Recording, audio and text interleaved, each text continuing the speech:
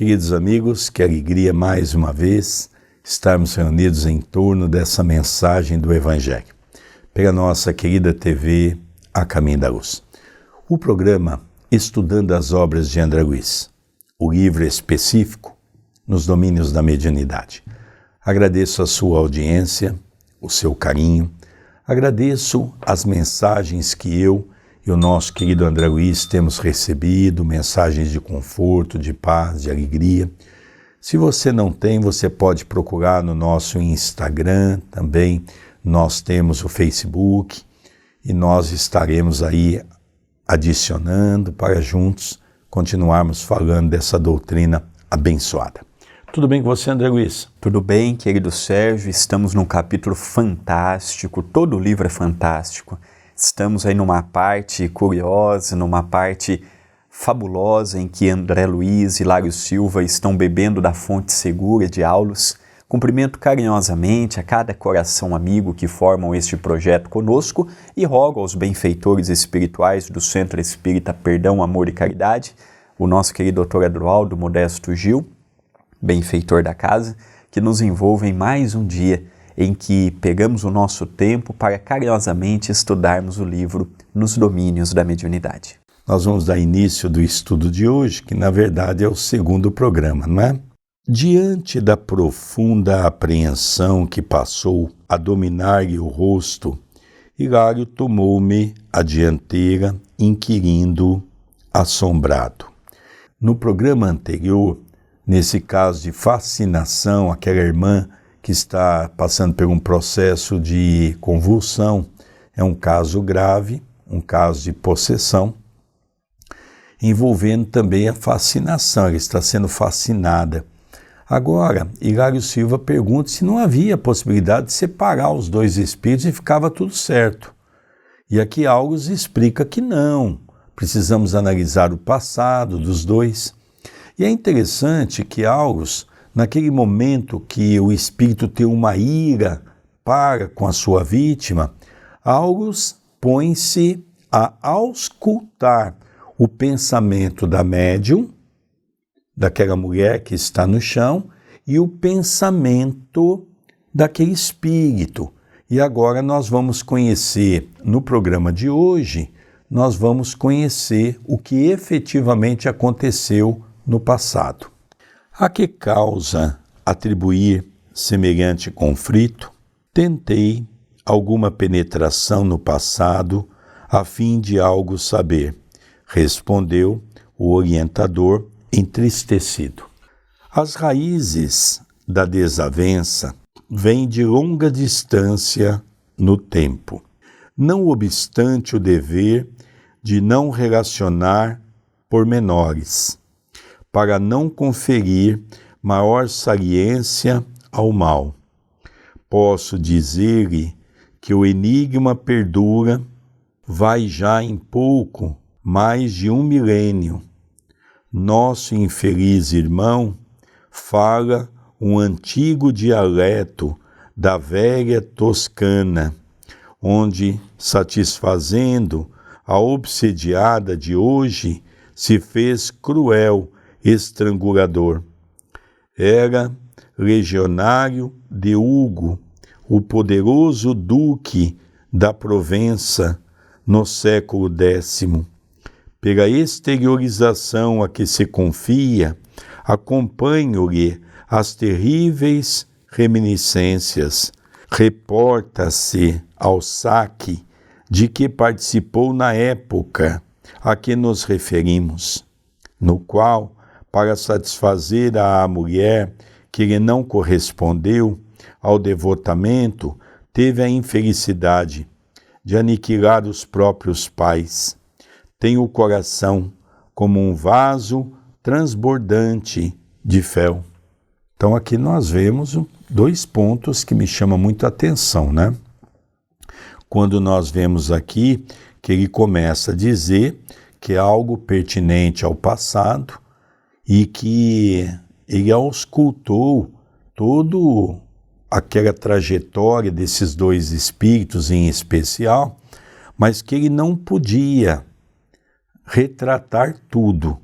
Ele ia apenas retratar o que houve no início, há mais de 1000 anos, porque depois disso eles tiveram outras existências também de puro sofrimento, não é? Aonde ele consegue ver, olha que coisa interessante, onde eles viviam na Toscana, né? Nós sabemos que a Toscana é uma região hoje da Itália.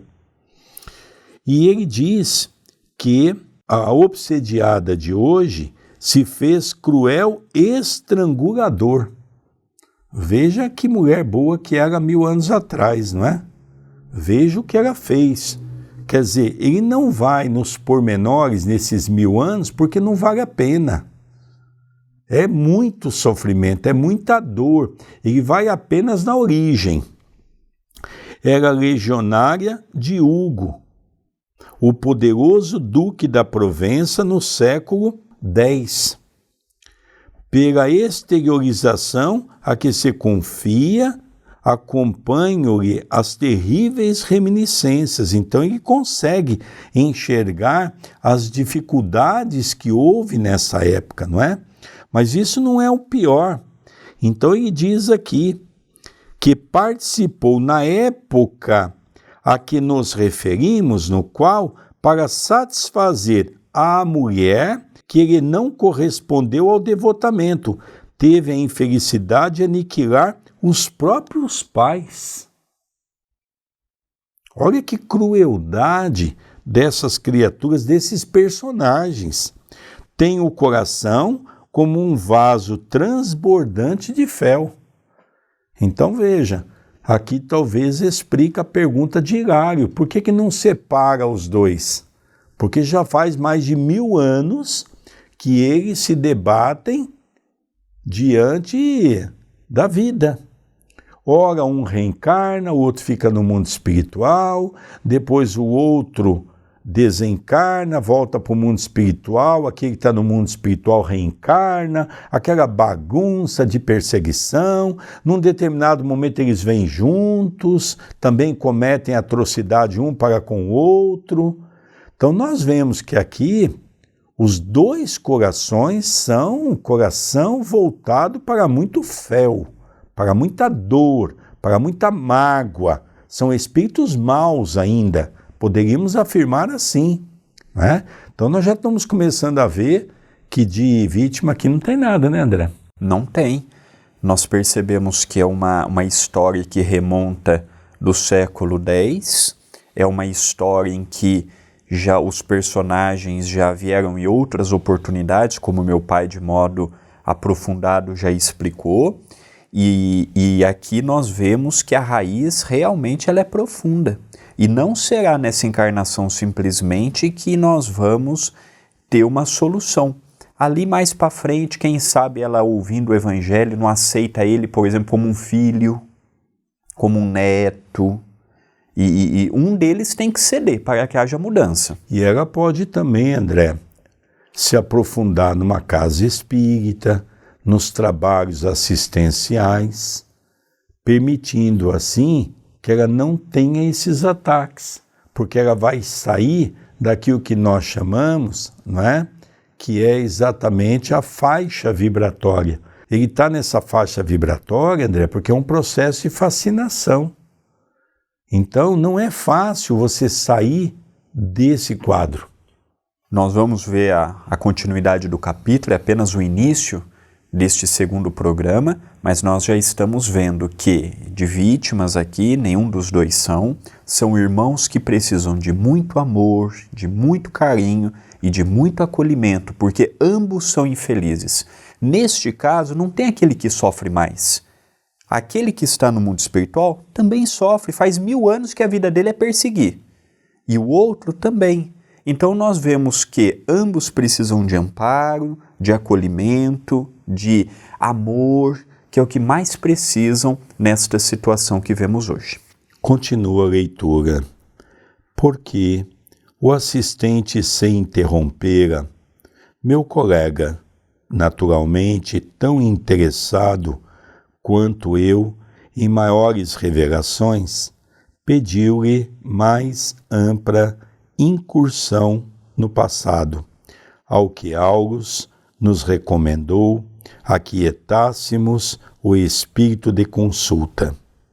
A volta aos quadros terrificantes, largados ao longe por aquelas almas em sofrimento, a ninguém edificaria. Eram 2 corações desesperados no inferno, estabelecido por eles mesmos. Não convinha analisar-lhes o sepulcro de fogo e lama nas sombras da retaguarda. Então, no dito popular, Hilário Silva e André Luiz, eles queriam saber as últimas, os pontos primordiais, eram curiosos. Um pouco era de ciência, um pouco era curiosidade que eles também alimentavam. E ali Aulus diz, olha, vamos deixar o passado para lá, porque não vale a pena. O que eu já informei já dá para vocês terem uma ideia do que fizeram e por que há mais de 1000 anos estão ligados nesta teia dolorosa. Vamos deixar para lá. O importante agora é o que vamos fazer daqui para frente. Daqui para trás já ficou no passado. Vamos ver a melhor forma de ajudar esta infeliz e a melhor forma de ajudar este obsessor, porque ambos precisam de amparo, de encontrar um novo caminho, de mudar a faixa vibratória. Vejamos bem, são 2 entidades que há 1000 anos estão neste tempo e neste espaço. Independente se estão reencarnados ou desencarnados, estão com o mesmo objetivo, perseguirem mutuamente. Interessante, André, porque isso serve para nós, numa casa espírita, para o dia a dia, não é? Nós queremos sempre, quando vem uma notícia que aconteceu um fato com algum trabalhador, ou mesmo com alguém que está na plateia, que nós conhecemos, nós queremos saber detalhes, como se isso fosse importante. Nós temos que relembrar que os problemas individuais são individuais, pessoais, que só cabe a eles resolver. Se nós temos alguma fórmula para tentar resolver, nós vamos ajudá-los. Mas não é procurando esmiuçar com detalhes os problemas que nós vamos resolver os problemas dos outros, né? Então esse alerta serve para nós no movimento espírita, né? Quando eu faço um curso para as pessoas que vão fazer atendimento fraterno, eu explico sobre isso. Você não tem que esmiuçar a vida da pessoa. Se a pessoa sentir em você confiança e quiser contar as coisas, a maioria quer saber as coisas para ficar estando informado. Para que isso? O pior, tem pessoas que saem falando para os outros. E às vezes nós podemos fazer com que a pessoa traga algumas reminiscências que vai ser prejudicial. A pessoa vai relembrando, vai trazendo muito aquela angústia, aquela mágoa. Então nós também temos que entender que existem formas e formas de ajudarmos uma pessoa nesta questão que o meu pai há pouco está mencionando a todos. Restaurando a atenção no estudo que nos cabia fazer, lembrei a questão do idioma. Achávamos-nos no Brasil e a obsidiada ensaiava frases num dialeto já morto. Então é interessante porque na Europa antigamente cada reino feudal ou cada povoamento que tinha o seu estacamento tinha a sua forma de falar. Então nós vemos, por exemplo, os países que formam a Europa. Hoje a Espanha foi a junção de 2, 3 reinos no passado, a França, a Alemanha, a mesma coisa. Então, dentro de um mesmo país havia vários dialetos. Imagina naquela época, hoje não, nós vamos para a Itália, temos um idioma, nós vamos para a Espanha, temos um idioma. Na própria Espanha nós vemos, por exemplo, a região de Barcelona, que é Catalunha, tem um idioma próprio, que muitas vezes o espanhol sabe falar o seu idioma, mas não sabe falar o daquela região. Isso nós verificamos quando viajamos, é muito notório até os dias atuais. Na Espanha tem 4 dialetos diferentes. Muitas vezes um não consegue entender o outro. É muito interessante isso, porque a Espanha foi, dos países europeus, o que se tinha mais dialetos no passado.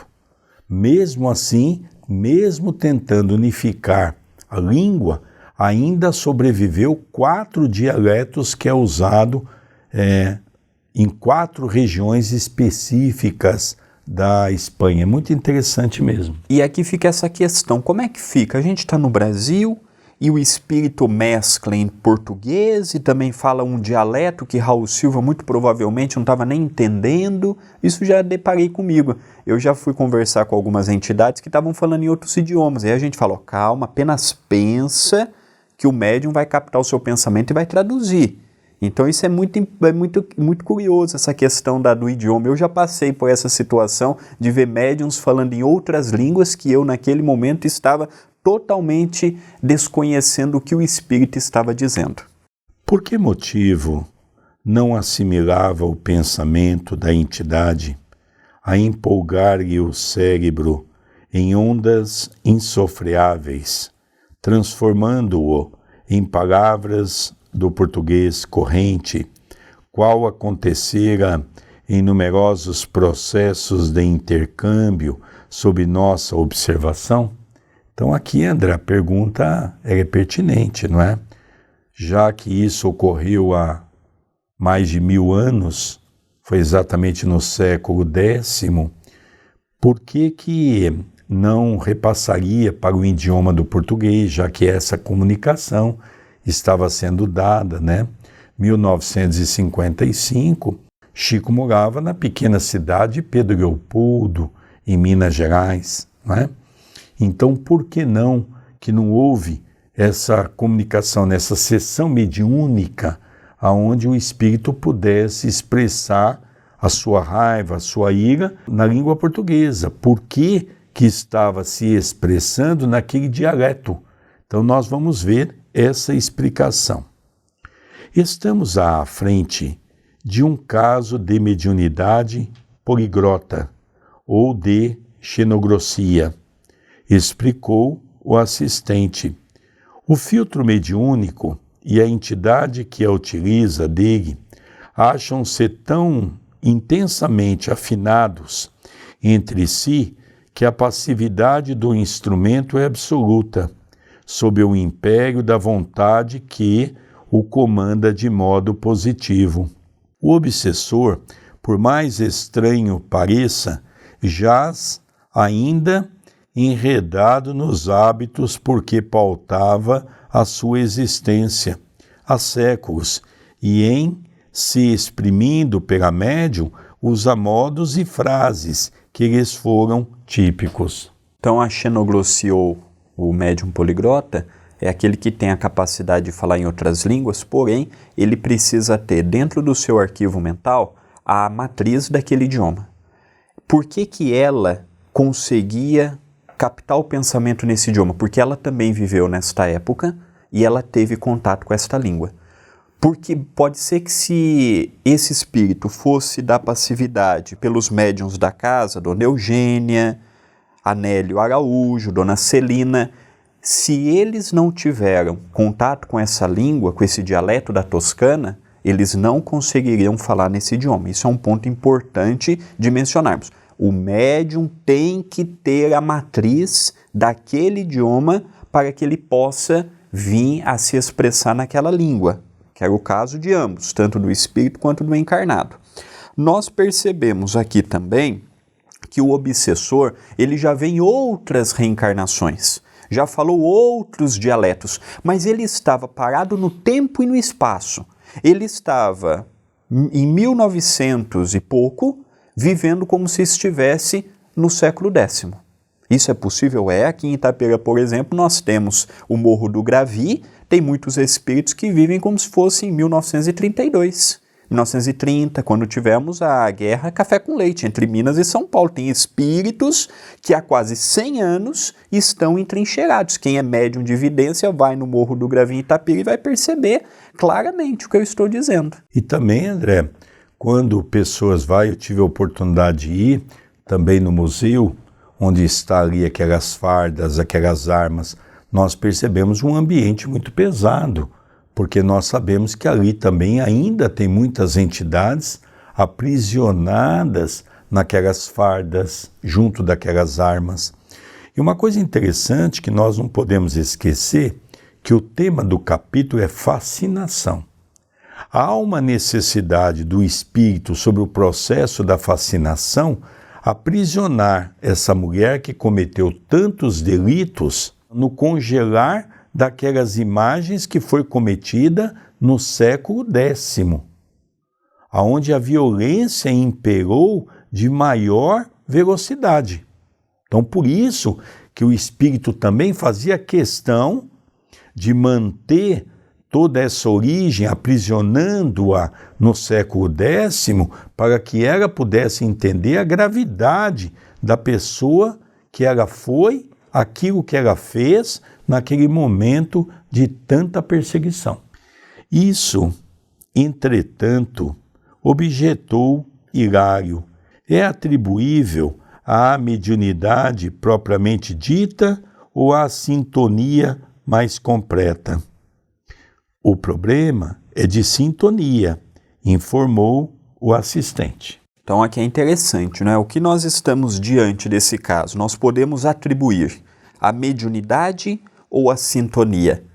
Nos outros casos, a grande maioria era a mediunidade que nós vimos. O caso do epilético, e o caso daquele nosso irmão que bateu no pai e teve o seu braço, pelo que o pai falou, ele perdeu o seu braço com um trem que passou, um bondinho que passou por cima, e ele estava no mundo espiritual, totalmente perdido, mas ainda ligado a Sara, que estava encarnada.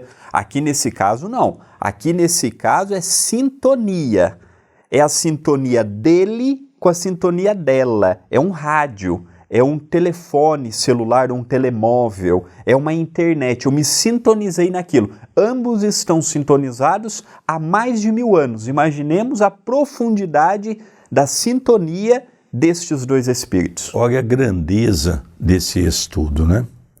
Se nós tivéssemos parado no estudo no capítulo 22º, onde nós estudamos várias e várias manifestações, através daqueles irmãos que estavam indo no centro para pedir socorro, e ali acabava ficando mediunizado, e realmente se perguntava por Hilário Silva, em especial, se eles eram médiuns, e algo explicava o tempo todo, são médiuns.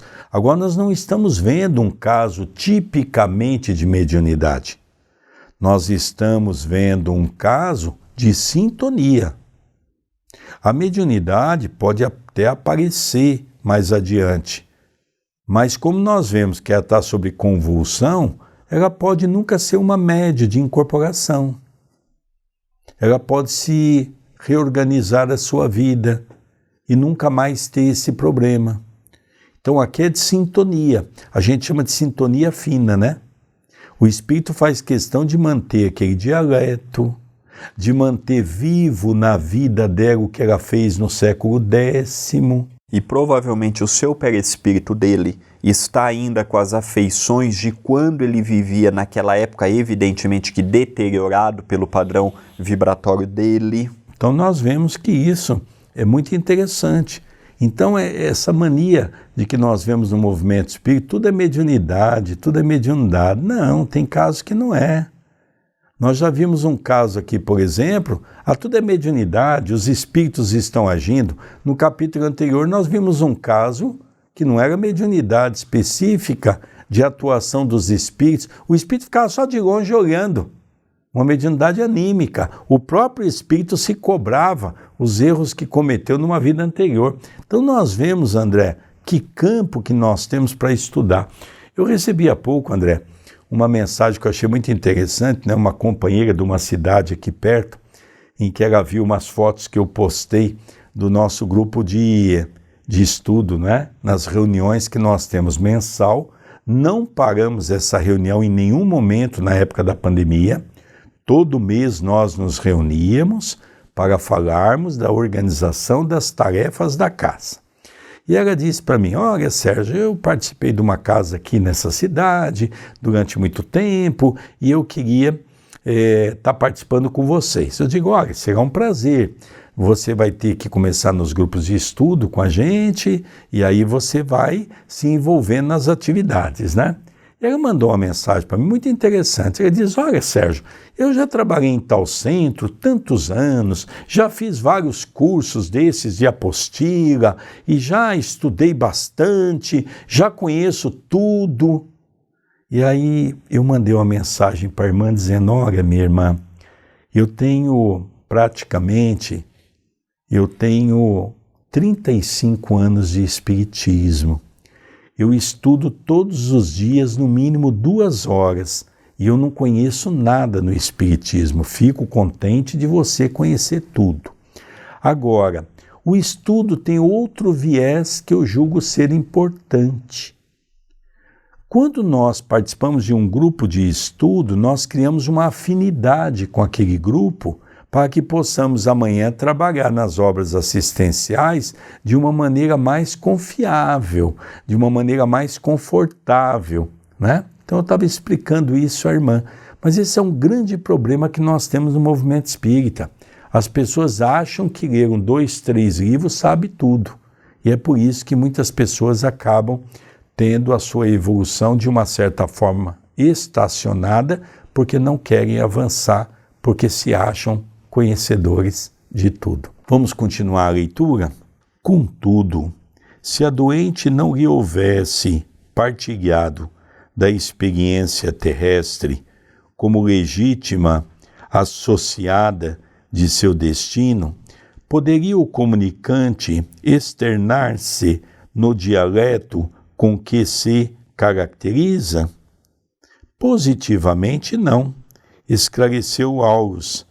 Em todos os casos de xenogrossia, é preciso lembrar que as forças do passado são trazidas ao presente. Os desencarnados, elaborando fenômenos dessa ordem, interferem, quase sempre, através de impulsos automáticos, nas energias subconscienciais, mas exclusivamente por intermédio de personalidades que lhes são afins no tempo. Quando um médium analfabeto se põe a escrever sob o controle de um amigo domiciliado em nosso plano, isso não quer dizer que o mensageiro espiritual haja removido milagrosamente as pedras da ignorância. Mostra simplesmente que o psicógrafo traz consigo, de outras encarnações, a arte da escrita, já conquistada e retida no arquivo da memória, cujos centros o companheiro desencarnado consegue manobrar. Então aqui fica evidente o que há pouco eu havia esclarecido. Se o médium não traz no seu arquivo mental aquele idioma ou aquele conhecimento, ele não consegue colocar adiante. Então, por que ela falava no mesmo dialeto? Simplesmente porque ela teve uma associação com ele no passado? Também, mas porque ela conheceu aquele idioma. E aqui ele dá um exemplo, pai, que eu julgo muito importante, o do analfabeto. Como é que pode um analfabeto escrever mensagens lindas através da mediunidade e psicografia? É muito simples. É porque ele traz consigo, no seu arquivo mental, aquela ideia ou aquele idioma em curso na sua tela mental. Aqui, André, eu acho que a gente poderia até dar um exemplo que, para mim, é um exemplo que fecha toda essa conversa. Francisco Cândido Xavier. Um homem que estudou até o 4º ano primário. E numa época que, vamos ser honestos também, né? Com o 4º ano primário a gente não sabe nada. Sabe mais ou menos escrever o nome, conta básica de mais ou menos, ainda mais no início do século passado. Aqui se explica de maneira muito definitiva, André, que o Chico trazia consigo esse arquivo mental, por isso que há uma ala no movimento espírita, dos quais eu também sou a favor de imaginar que Chico Xavier foi Allan Kardec, porque Chico Xavier escreveu sobre tudo, sobre ciência, sobre filosofia, sobre religião. Chico Xavier recebeu notórios homens da ciência, religião, filosofia, para conversar, e todos eles saíam de lá impressionados com o conhecimento que o Chico tinha. Eu me lembro, por exemplo, quando Banerjee veio ao Brasil, este célebre indiano que estudava a vida, a reencarnação através da lembrança que muitas pessoas tinham em torno da vida passada, e quando ele veio ao Brasil, na casa do professor Hernani Guimarães Andrade, em São Paulo, eles tiveram a oportunidade de se verem. E o Chico foi falando de regiões da Índia, que o Banerjee, no final, ele diz assim: Chico, lógico que com o intérprete, o que você está me dizendo, somente um Mahatma conhecia. Somente um espírito que viveu numa região daquela e que foi iniciado. Mahatma é um título. Quando nós falamos Mahatma Gandhi, Mahatma não é um nome, Gandhi é um nome, mas Mahatma é um título que ele recebeu. Somente um Mahatma para poder participar de uma assembleia como esta e de saber o que você está me dizendo. É interessante porque o Chico deu uma aula para o Dr. Banerjee, um dos maiores cientistas sobre reencarnação no mundo. Não era espírita, mas estudava a reencarnação. E Dr. Banerjee recebeu uma orientação do Chico, André, por que o boi zebu, que se impregnou de maneira belíssima em Uberaba e naquela região, ele contava que esse animal veio da Índia. E na Índia tem uma região similar a Uberaba. O mesmo clima, um rio que passava ali nas mesmas dimensões do Rio Grande. E ele começava a descrever essa região. Chico nunca tinha ido para a Índia.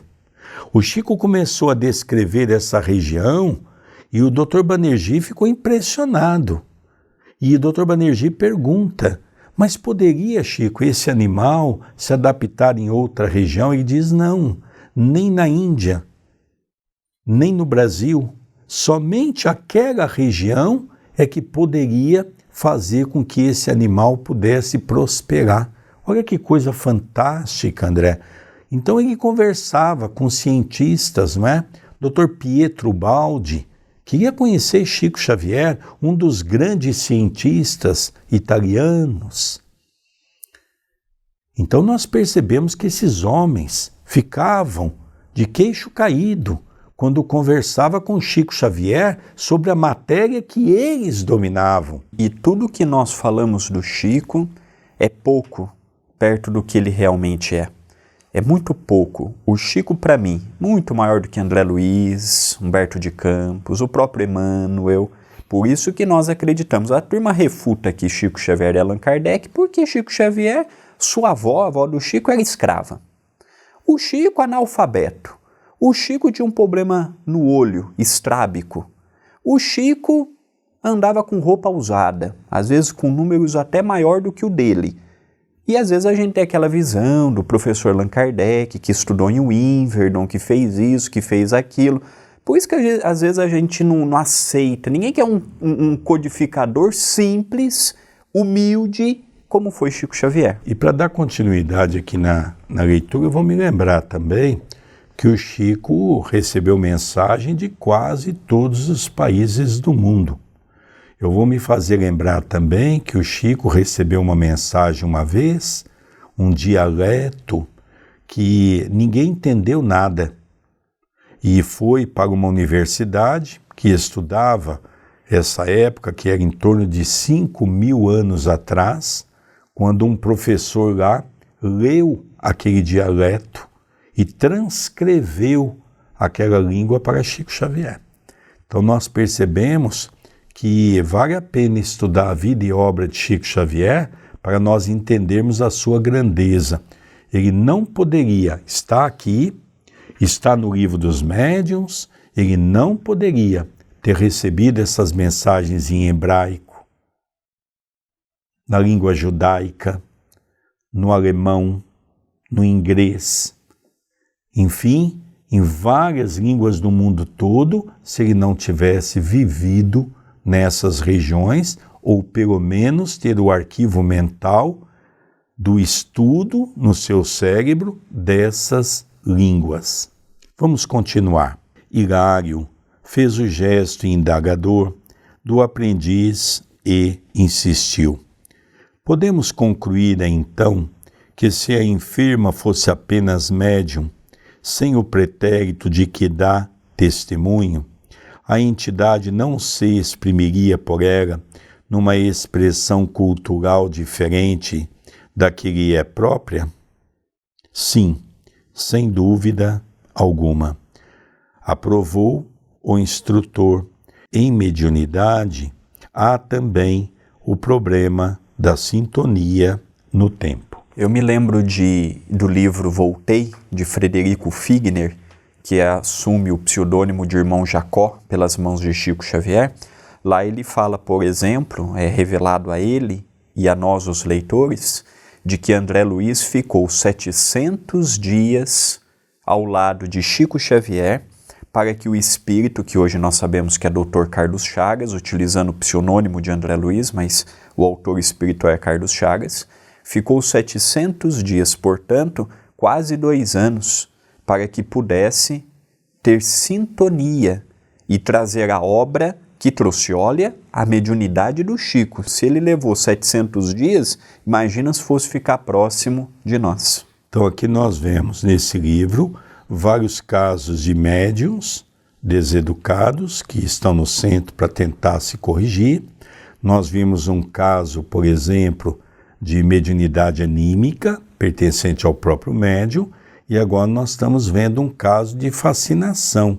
O espírito só consegue interagir exatamente pela ligação com o pensamento do espírito, não é? Então aqui nós estamos percebendo que não é mediunidade, aqui é sintonia. Vamos continuar a leitura.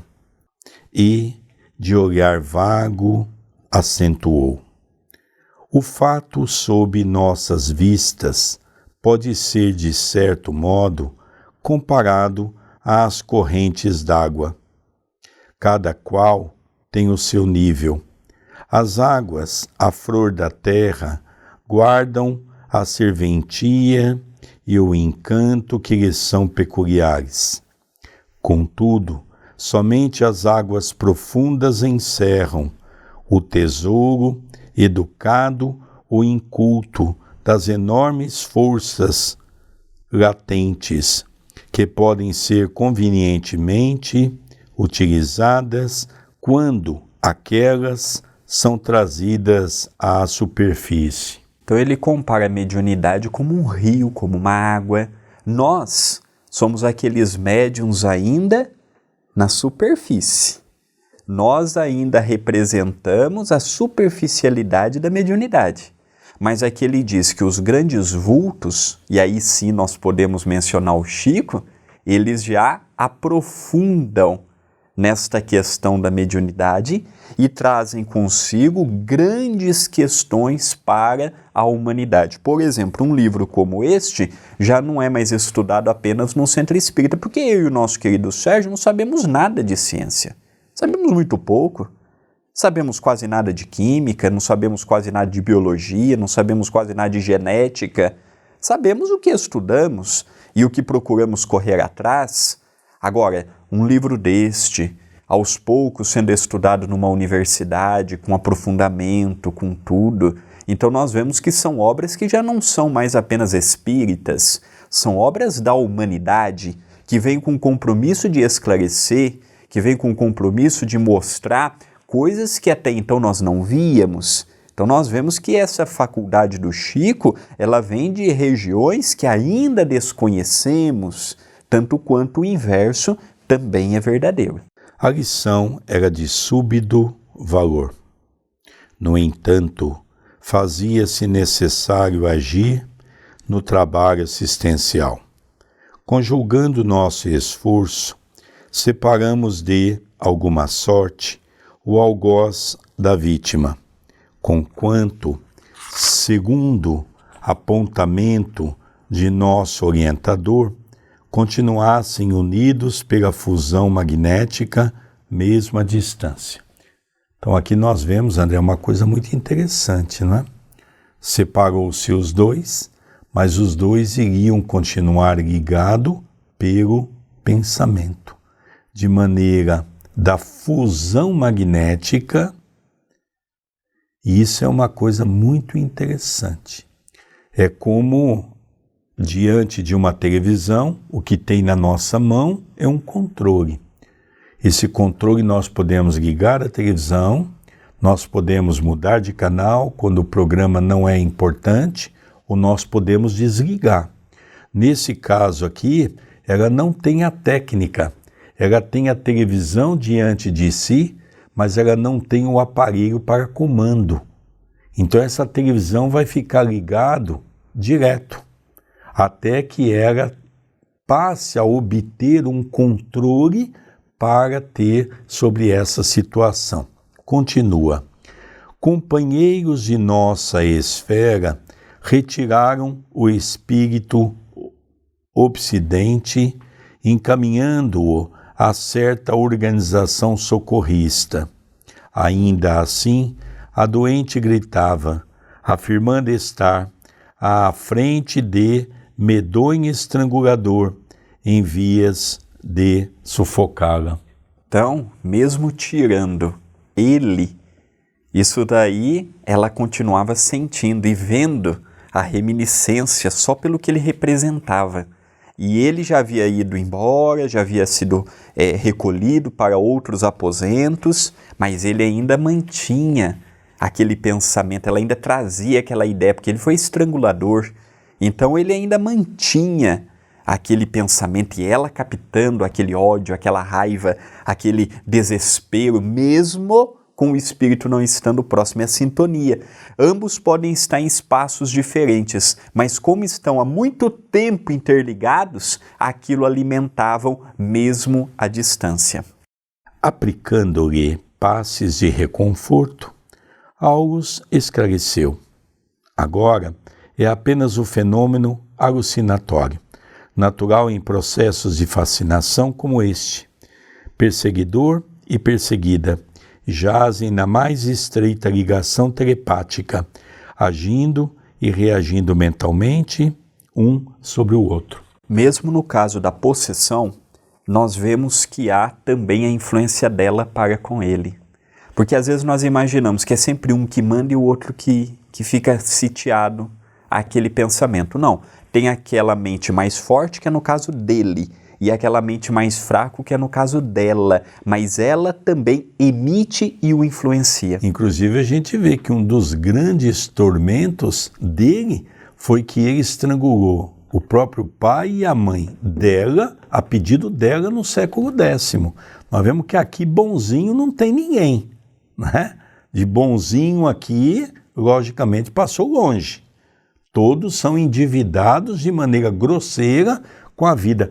E uma coisa que me chamou a atenção também, André, já partindo para o final, é que ele foi, e aqui diz que o espírito foi levado para uma organização socorrista. Então muitas pessoas dizem, não, então ele já foi socorrido, ela vai ter um pouco de paz. Não, eles estão ligados por um telefone que está ligado. Alguém precisa desligar esse telefone. E mesmo ele estando nessa instituição socorrista pela raiva dele, e ela estando no corpo físico, pelas lembranças que ela tem, um está ligado ao outro. Alguém vai precisar desligar o telefone para que eles possam, então, se perder, se separar. Isso é muito difícil. Vamos dar continuidade? Gradativamente a enferma acalmou-se.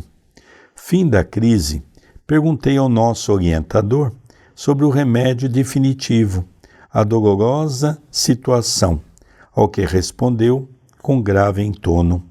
A doente está sendo preparada, tendo-se em vista uma solução, justa para o caso.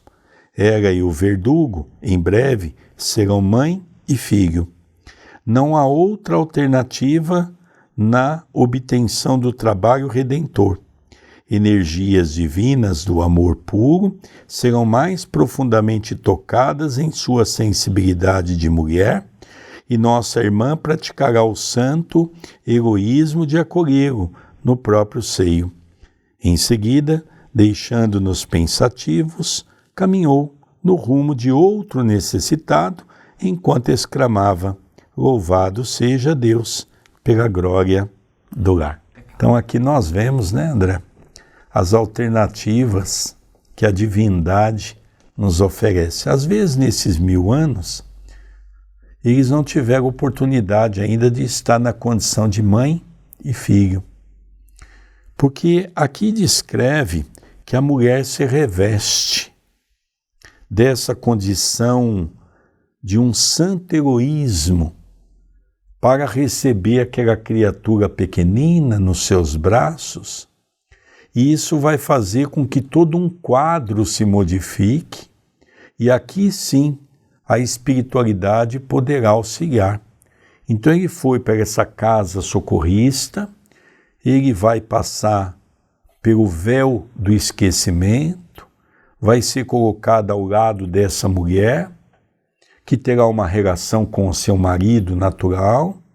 Dessa relação vai ter a gravidez, vão unir esse espírito muito perto da mãe, o seu cordão umbilical vai ser ligado ao feto, para que ele possa gradativamente aos poucos ir se aproximando cada vez mais daquela mulher, ao seu ventre, até que com 9 meses ele possa, naquele grito que a criança dá, assumir o seu novo corpo. Então nós vemos aqui muitas coisas interessantes, não é? Quando ele diz que o remédio definitivo será essa oportunidade dela ser mãe e receber esse espírito. Bom, aqui nós poderíamos indagar uma série de coisas, não é? Será uma gravidez bem-sucedida? Só o tempo dirá. Ela poderá rejeitar? Poderá. Ela poderá rejeitar exatamente cometendo o aborto. Então nós vemos aqui que essa criança amanhã pode nascer e ser uma criança revoltada, pode matar a mãe num determinado momento, insano. Não quer dizer que essa reencarnação será uma reencarnação próspera. Não quer dizer isso. Também vai depender desses personagens. O véu do esquecimento vai dar a ele oportunidade de ele ter uma nova existência. O amor que ela vai gerir por essa criança vai dar a oportunidade deles se aproximarem. Agora, o futuro só vai depender de cada um pelo esforço e pela dedicação. Queridos amigos, coroamos mais um capítulo, encerramos mais um capítulo apaixonante, que para mim e o nosso querido Sérgio trouxe um conhecimento imenso e espero que também tenha trazido e gerado a você que tem nos acompanhado. Aqui neste vídeo eu peço humildemente e carinhosamente a sua ajuda. O seu like é muito importante, o seu comentário não apenas no chat, mas também no vídeo.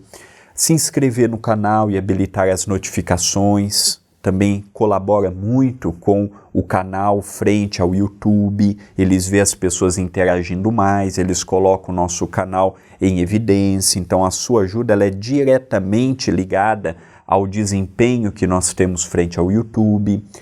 Também deixo aqui na descrição do vídeo as minhas redes sociais e do nosso querido Sérgio, Instagram, Facebook. Passe a nos acompanhar também os trabalhos que realizamos no Centro Espírita Perdão, Amor e Caridade, o CEPAC, atividades doutrinárias, assistenciais, voltadas para aquela comunidade carente. E o Google tem uma ferramenta que é o Seja Membro. Ali você escolhe o valor que pode nos ajudar e a duração. E este valor vai para uma conta do Google e eles mensalmente transferem ao CEPAC. É uma forma que você tem de ajudarmos a continuarmos com as nossas múltiplas atividades nas mais diferentes frentes que nós alimentamos aqui na cidade de Itapira. E também temos um WhatsApp em que você pode entrar em contato conosco ou simplesmente pedir para fazer parte da lista de transmissão, lembrando que é gratuito. O nosso número é 19 99778 2794. Eu aguardo a sua mensagem, eu aguardo a sua participação, que ela é muito importante para nós. Queridos amigos, nós encerramos mais esse programa que pertence ao programa Estudando as Obras de André Luiz, o livro Nos Domínios da Mediunidade. Um beijo no seu coração, obrigado pelo seu carinho e até o próximo programa. Até o próximo programa.